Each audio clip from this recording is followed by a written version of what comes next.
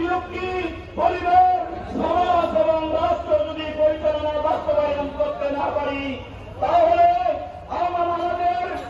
আমাদের রাজ্যের আমাদের অশান্তি আমাদের আমাদের অশান্তি ছাড়া আমাদের আর কিছুই থাকবে না। সংগ্রামী সাথী বন্ধুগণ, আমরা জামায়াতে ইসলামী ডাক্তার শফিকুর রহমানের দাড়ি পাল্লা এবং চরমুনাইর হযরত পীর সাহেব হুজুরের হাত পাকা আমরা কর্মীভাবে আমরা ঐক্যবদ্ধ হয়েছি।